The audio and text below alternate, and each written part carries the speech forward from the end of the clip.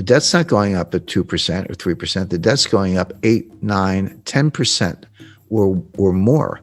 The U.S. had a $1 trillion baseline budget deficit, $1 trillion per year deficit for fiscal 2020 pre-pandemic. The Congress threw $3 trillion of emergency aid on top of that. And I'm not even criticizing all those programs. I mean, the payroll protection plan loans, the extended unemployment benefits, the increased unemployment benefits. Imagine where we'd be if we hadn't done that. But that aside, debt is debt. They piled $3 trillion on top. Now, this is going to take the U.S. debt to GDP ratio up to 135%. It was 106% when Donald Trump was sworn in. It's close to 130% today. Because remember, you got two things going on. It's a debt to GDP. So debt's your numerator and GDP is your denominator, right? Well, what happened? Well, the denominator shrank. This got smaller and this got bigger. So what happens to the ratio? It blows up. So now it's 135%. If you get the laws of economics right, which is not easy because most economists don't, but if you get them right, it's really a reflection of human nature. I mean, what is an economy other than all the people in the economy starting businesses, buying, selling, traveling, providing goods and services, et cetera. So human nature doesn't change, or at least it hasn't changed much in the last 100,000 years. So the fundamental laws of economics don't change either, but circumstances change, facts change, and that's important. Now, to answer your question, Kerry, you're right. There is a school of thought, a growing one, an influential one, that the debt doesn't matter. It's like, well, wait a second. So what? So the debt to GDP ratio went to 135%, which it did.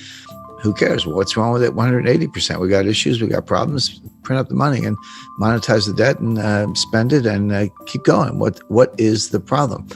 This comes under the banner of something called modern monetary theory, MMT.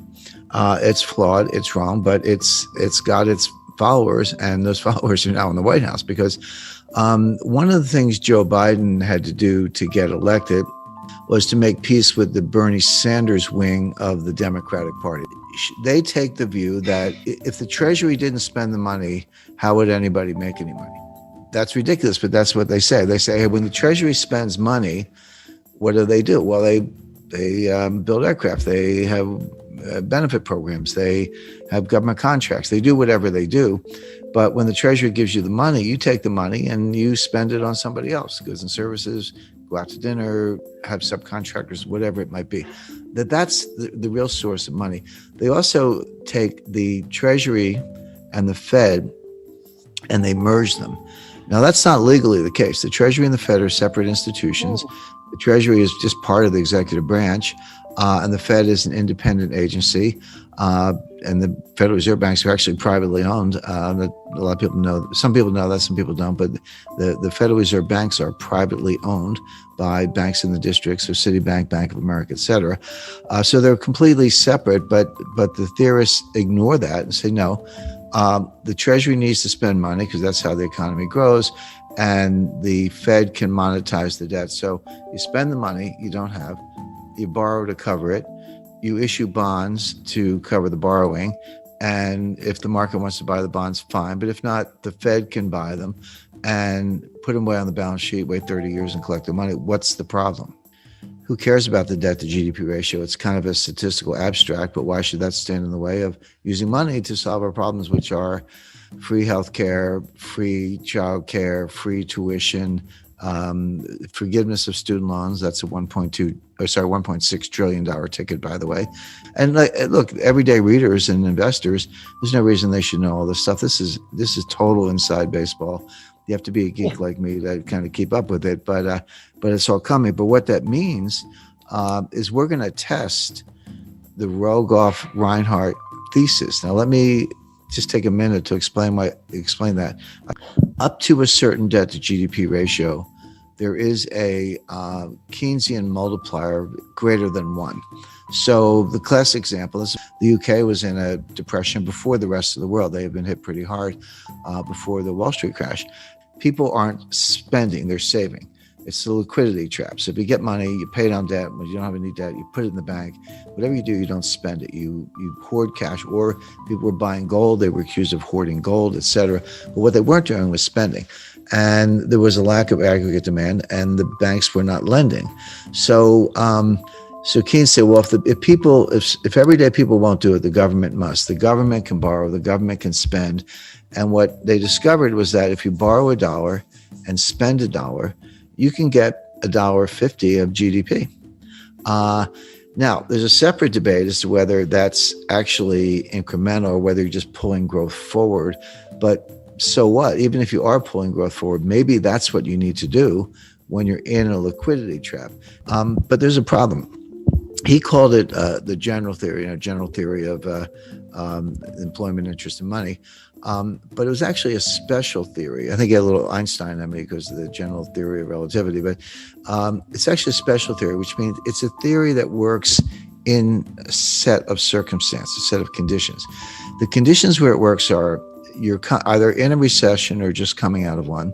You have excess capacity and labor and industrial capacity, and you have very little debt.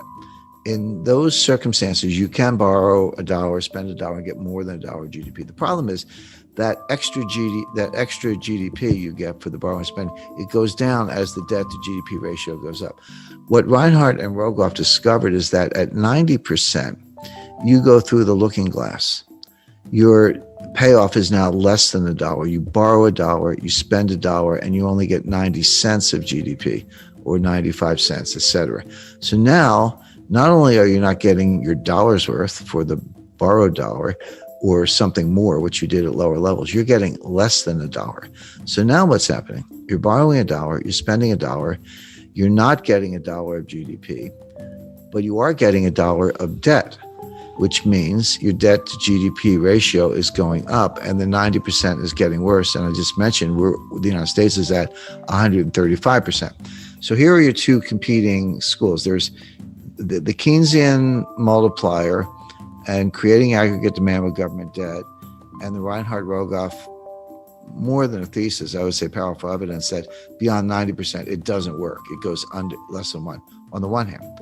And my friend Stephanie Kelton and Bernie Sanders and Kamala Harris and the modern monetary theorists who say, no, it's all good. How could you get growth if you didn't spend money through the government? These theories don't agree at all. We're going to find out which ones work. I'll give away the answer, which is that Reinhardt and Rogoff have it right. Keynes had it right up to a point. Reinhardt and Rogoff discovered that critical threshold, that whether you want to call it tipping point or phase transition, or which physicists call it or whatever. The modern monetary theorists think the opposite, and we're going to find out. But what it means if Reinhardt and Rogoff are right, and I'm right, and Keynes was right, the more you borrow, it's actually a headwind to growth. Now you get just as up to the threshold, you got more and more and more. Oh, sorry, at a low level, you got more, but then it went down. But it's like any diminishing marginal return. You know, the curve starts very steeply, you get a lot of payoff, then it flattens out, then it goes down, but it's still positive. But at some point, it goes below the zero line and your marginal return is negative. And that's where we are.